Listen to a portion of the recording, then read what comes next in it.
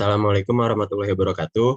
Kami dari kelompok bab 2 Alat Analisis Anggaran Perusahaan Fakultas Ekonomi Prodi Manajemen UPN Veteran Jakarta akan mempresentasikan matkul penganggaran perusahaan dengan dosen pengampu Ibu Marlina SEMM.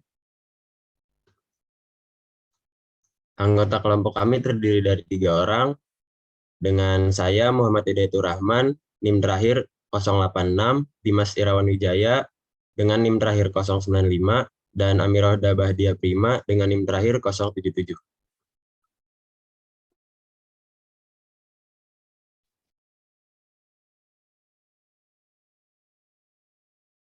Yang pertama, kita akan membahas tentang definisi penganggaran. Jadi, anggaran itu digunakan oleh manajer tingkat atas sebagai alat untuk mengimplementasikan tujuan organisasi ke dalam dimensi kuantitatif dan waktu, dan mengkomunikasikannya kepada manajer tingkat bawah sebagai rencana kerja jangka pendek dan jangka panjang. Pada prinsipnya, anggaran merupakan kumpulan informasi yang ditargetkan oleh perusahaan di masa yang akan datang, yang merupakan menggambarkan kegiatan perusahaan dalam suatu periode. Anggaran itu bersifat komprehensif, mencakup kegiatan operasional, keuangan, dan investasi. Lalu selanjutnya, slide selanjutnya, definisi analisis BEP. Menurut ahli yang bernama Mulyadi dalam Perdiawan 2020, 12 titik impas atau break-even point merupakan keadaan saat perusahaan tidak mendapatkan untung dan juga tidak menderita kerugian. Dengan kata lain, dapat ditafsirkan bahwa besarnya jumlah seluruh pendapatan yang dihasilkan oleh perusahaan sama jumlahnya dengan seluruh biaya yang dikeluarkan oleh perusahaan. Nah, lalu materi selanjutnya adalah jenis-jenis pendekatan analisis BEP atau break-even point. Nah, jenis-jenis pendekatan ini dibagi menjadi dua. Ada pendekatan teknik persamaan dan pendekatan grafik. Nah, yang pertama pendekatan teknik persamaan. Ada dua rumus. Yang pertama rumusnya adalah BEP unit sama dengan biaya tetap dibagi sama dengan contribution margin tertimbang. Lalu yang kedua, BEP rupiah sama dengan FC total per FC 1 min FC total per S total. Lalu yang selanjutnya adalah pendekatan grafik. Pendekatan grafik ini ditandai dengan hubungan volume penjualan dengan biaya yang harus ditanggung perusahaan. Lalu pendekatan grafik ini digunakan untuk mencari biaya tetap dan biaya variabel. Next slide. Perencanakan penjualan dengan menggunakan analisis BEP. Nah, ada dua rumus dalam merencanakan penjualan dengan menggunakan analisis BEP ini. Yang pertama adalah rumusnya penjualan unit sama dengan biaya tetap ditambah target laba, lalu dibagi margin kontribusi per unit. Dan yang rumus kedua adalah penjualan rupiah sama dengan biaya tetap tambah target laba per rasio margin kontribusi. Slide selanjutnya yaitu ada definisi analisis leverage. Nah, definisi analisis leverage ini adalah suatu pemakaian aset ataupun dana yang mengharuskan perusahaan itu untuk membayar biaya tetap atau beban tetap. Itulah definisi analisis leverage. Selanjutnya, slide selanjutnya akan dibahas oleh Amirohda Bahdia Prima. Baik, terima kasih Dimas. Pada kali ini saya akan menjelaskan mengenai jenis-jenis pendekatan analisis leverage. Jadi analisis leverage itu terdapat 3 pendekatan, yaitu financial leverage, operating leverage, dan combined leverage. Jadi financial leverage sendiri itu memberikan keuntungan yang kepada perusahaan berupa pendapatan yang diterimanya dari dana yang telah dikeluarkannya tersebut memiliki jumlah yang lebih besar jika dibandingkan dengan biaya yang harus dikeluarkan atas beban tetap. Besaran total laba yang tersisa ketika beban tetap sudah dibayar, maka laba tersebut sepenuhnya akan menjadi milik para pemegang saham biasa. Selain itu, financial leverage dikatakan tidak menguntungkan atau unfavorable saat pendapatan yang didapatkan oleh perusahaan dari dana yang dikeluarkannya memiliki jumlah yang lebih kecil jika dibandingkan dengan biaya yang harus dikeluarkan atas beban tetap. Untuk rumus penghitungan financial leverage sendiri, yaitu DFL sama dengan persentase perubahan EPS dibagi persentase perubahan EBIT. Nah, untuk selanjutnya yang kedua ada operating leverage. Nah, operating leverage itu dihitung dengan menggunakan DOL atau operating leverage kayak yang DOL-nya itu. Nah, degree of operating leverage ini itu merupakan kemampuan EBIT dalam menanggapi fluktuasi penjualan pada suatu perusahaan. Nah, selain itu, untuk rumus menghitung DOL sendiri itu adalah persentase perubahan EBIT dibagi dengan persentase perubahan penjualan. Jenis pendekatan analisis leverage yang ketiga yaitu combined leverage. Jadi, combined leverage atau total leverage sendiri merupakan gabungan dari financial leverage dan operating leverage. Kesanggupan perusahaan dalam menggunakan biaya tetap operasional dan finansial untuk memperbesar dampak dari perubahan volume penjualan terhadap pendapatan per lembar saham. Itu merupakan makna dari combined leverage sendiri. Nah, untuk menghitung DCL atau degree combined leverage adalah DOL dikali dengan DFL atau degree operating leverage dikali dengan degree financial leverage. Next slide. Selanjutnya ada definisi analisis rasio keuangan. Jadi pengertian analisis laporan keuangan sendiri itu apa sih? Nah, analisis rasio keuangan atau financial ratio merupakan suatu alat analisis yang digunakan oleh perusahaan untuk menilai kinerja keuangan berdasarkan data perbandingan masing-masing pos yang terdapat di laporan keuangan, seperti laporan neraca, rugi atau laba, dan arus kas dalam periode tertentu. Next slide.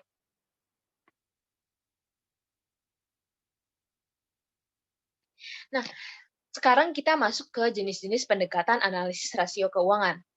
Ada apa aja sih jenis-jenis pendekatan dalam analisis rasio keuangan sendiri? Itu terbagi menjadi 5 bagian.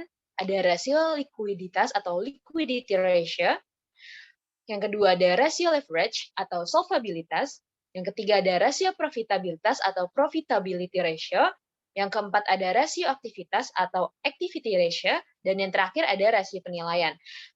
Maka yang pertama, untuk next slide, kita akan membahas mengenai rasio likuiditas atau liquidity ratio terlebih dahulu. Baik, rasio likuiditas atau liquidity ratio merupakan kemampuan perusahaan untuk memenuhi kewajiban jangka pendeknya dengan perbandingan dari dua rasio. Nah, untuk menghitung rasio likuiditas sendiri itu, terdapat dua cara, yaitu melalui current ratio atau rasio lancar dengan rumus current ratio sama dengan rumus sebagai aktiva lancar dibagi dengan hutang lancar dikali dengan 100%. Dan yang kedua ada quick ratio atau rasio cepat dengan rumus aktiva lancar dikurang persediaan dibagi dengan hutang lancar dikali dengan 100%. Next slide. Nah, sekarang adalah rasio leverage atau solvabilitas. Nah, rasio ini merupakan diadakannya dengan tujuan untuk menentukan kemampuan suatu perusahaan dalam memenuhi kewajiban jangka panjangnya. Nah, ada dua cara dalam menghitung rasio leverage atau solvabilitas ini, yaitu ada debt to equity ratio atau rasio hutang terhadap modal sendiri dengan rumus DER sama dengan total hutang dibagi modal sendiri dikali dengan 100%.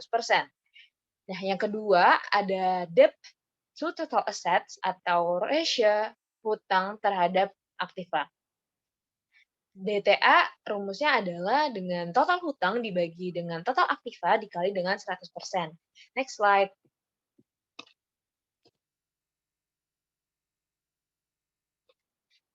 Sekarang kita masuk ke rasio profitabilitas atau profitability ratio.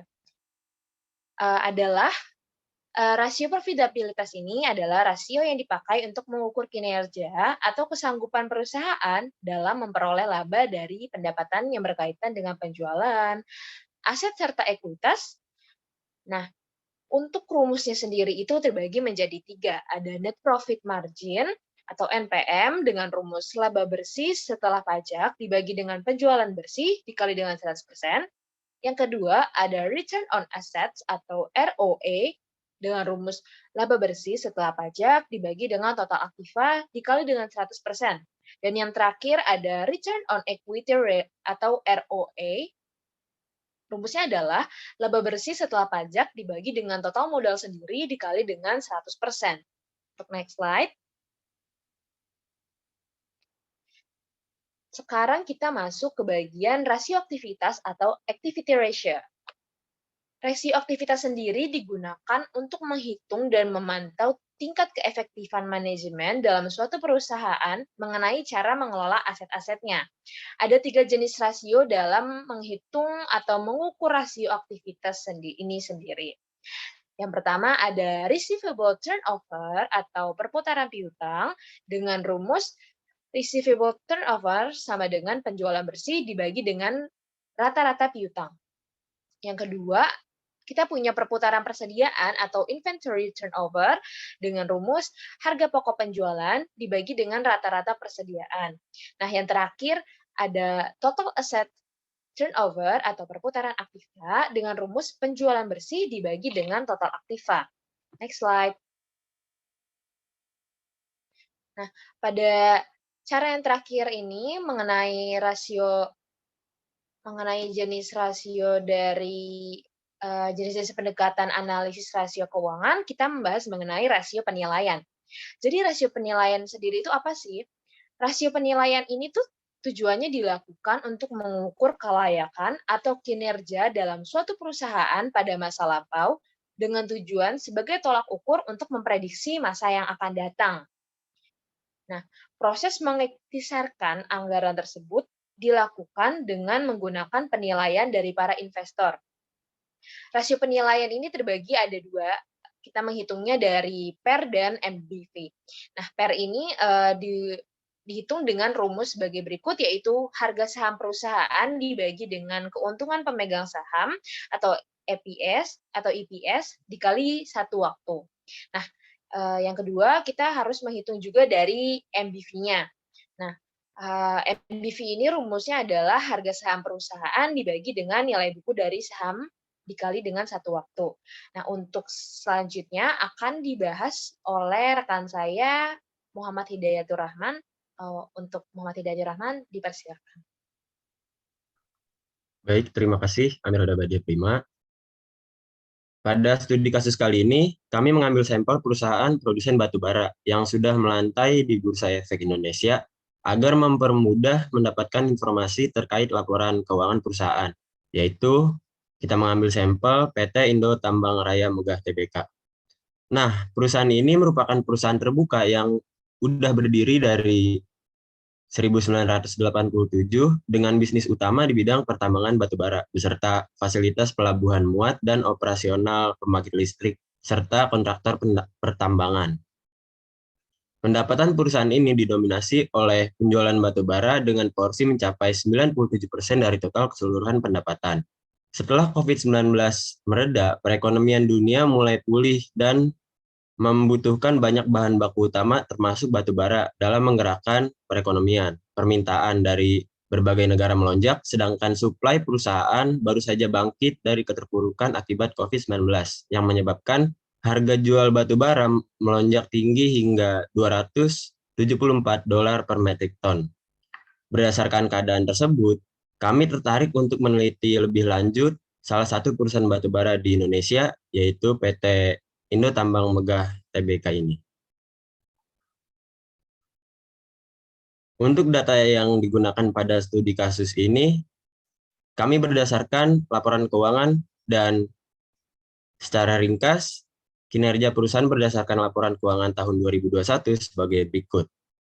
Dengan pendapatan sebanyak $2 miliar, variable cost sebesar $1 miliar, kontribusi margin sebesar 916 juta, fixed cost sebanyak 100 juta, EBIT $816 juta, bunga $195 juta, dan EBT atau earning before tax sebesar $621.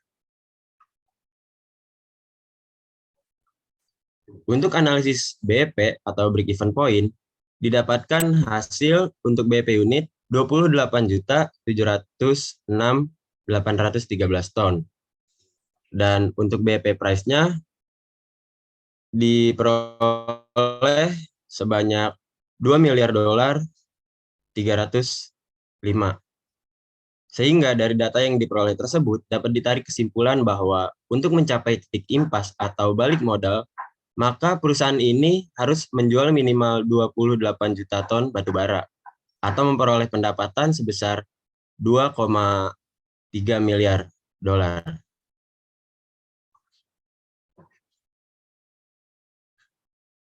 Selanjutnya, analisis leverage. Pada perusahaan batubara ini diperoleh degree of operating leverage atau DOL-nya sebesar 1,12, dengan artian apabila perusahaan mengalami kenaikan penjualan sebesar 20%, maka EBIT perusahaan akan mengalami peningkatan yang lebih besar, yaitu 20% dikali 1,12, dengan hasil 22,4%. Begitupun seterusnya. Untuk degree of financial leverage atau DFL didapat hasil 1,31, dengan artian apabila EBIT perusahaan mengalami kenaikan sebesar 22,4%, maka laba bersih perusahaan akan mengalami peningkatan yang lebih besar, yaitu 32% dikali 1,31 dengan hasil 29,4%. Selanjutnya, degree of combined leverage atau DCL didapatkan hasil sebesar 1,47, dengan artian apabila penjualan perusahaan mengalami kenaikan sebesar 20%, maka laba bersih perusahaan akan mengalami peningkatan sebesar 20% dikali 1,47, yaitu 29,4%. Hasil perubahan persentase laba bersih DFL dan DCL akan sama karena perhitungan sama-sama berakhir untuk mencari laba bersih dengan menggunakan data yang sama dan rumus yang serupa. Selanjutnya, analisis rasio keuangan. Yang pertama ada rasio likuiditas. Untuk current rasio didapatkan sebesar 270%, quick rasio didapatkan 253%, dan cash rasio didapatkan sebesar 189%. Yang berarti perusahaan Indo Tambang Raya Megah Tbk ini memiliki kepastian melunasi hutang jatuh tempo dalam setahun karena cash rasionya sebesar 189% atau lebih besar daripada jumlah utang jangka pendeknya, sehingga sangat tidak mungkin untuk mengalami gagal bayar ataupun ditindak pilot oleh kreditor. Selanjutnya, rasio leverage. Untuk DAR atau debt to ratio sebesar 27% dan debt to equity ratio sebesar 38%. Dari rasio leverage tersebut dapat disimpulkan bahwa secara garis besar bahwa hutang yang dimiliki oleh perusahaan ini dalam porsi yang wajar karena besarnya nilai hutang tidak lebih dari nilai ekuitas atau modal yang sebesar 38%. Kedua rasio leverage ini tidak bisa digunakan dengan begitu saja karena komposisi hutang masih menyeluruh dan belum tentu semua hutangnya berbunga. Selanjutnya rasio aktivitas. Untuk ATR didapat angka 1,24 dan untuk ITR didapat angka 18,5. Dari rasio aktivitas ini dapat ditarik kesimpulan bahwa perusahaan ini memiliki tingkat efisiensi yang cukup baik dengan inventory turnaround ratio mencapai 18,5, yang berarti dalam 1 tahun perusahaan dapat memutar nilai inventorinya sebanyak 18,5 kali untuk melakukan penjualan tanpa harus menyimpan modal yang besar dan menunggu waktu lama. Aset turnover ratio juga lebih dari 1 kali, yang berarti total penjualan melebihi jumlah seluruh aset perusahaan.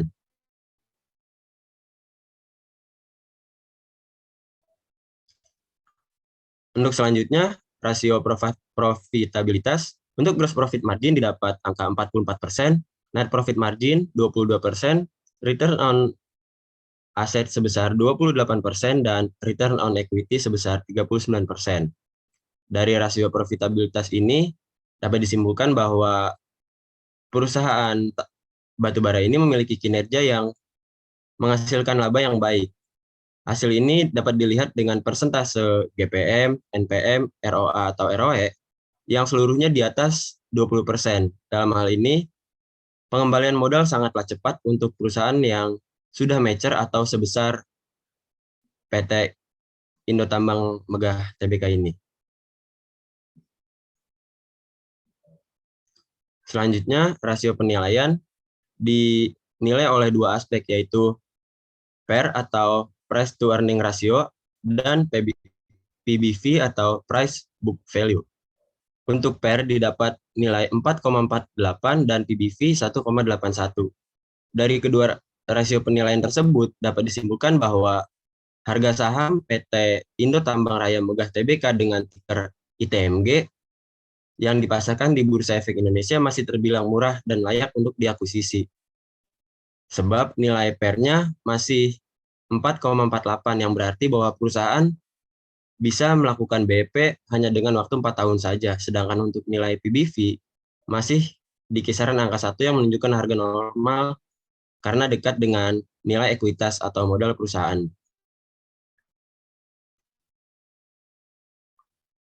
Nah, berdasarkan studi kasus dan pembahasan sebelumnya, alat analisis anggaran perusahaan berguna untuk menilai kualitas suatu bisnis, kelayakan bisnis beroperasi, dan gambaran untuk mencapai target operasi di tahun yang akan datang. Pada studi kasus PT Indo Tambang Megah Tbk ini, merupakan perusahaan yang konservatif dengan total hutang hanya sebesar 38% dari total ekuitasnya. Perusahaan ini juga memiliki kinerja operasional yang efisien dengan rasio ITR sebesar 18,5 yang berarti satu nilai inventory pada perusahaan tersebut dapat berputar 18,5 kali dalam 1 tahun penjualannya. Kebaikan tersebut mengakibatkan laba yang dihasilkan menjadi sangat besar dengan rasio profitabilitas ROE mencapai 39%. Dari alat analisis tersebut, maka PT Indo Tambang Megah Tbk merupakan perusahaan yang baik dalam menjalankan operasi usahanya dengan hasil laba usaha di atas rata-rata perusahaan lain. Kinerja PT Indo Tambang Megah Tbk ini sangatlah baik karena kenaikan harga jual batu bara ke konsumennya. Namun jika kita melihat sejarah ke belakang, harga batu bara yang fluktuatif, maka kondisi yang sekarang menguntungkan perusahaan ini tidak akan berlangsung selamanya. Oleh karena itu, diversifikasi bisnis haruslah dilakukan dalam waktu dekat demi menjaga performa perusahaan tetap baik. Sekian paparan dari kelompok kami. Kurang lebihnya mohon maaf. Wassalamualaikum warahmatullahi wabarakatuh.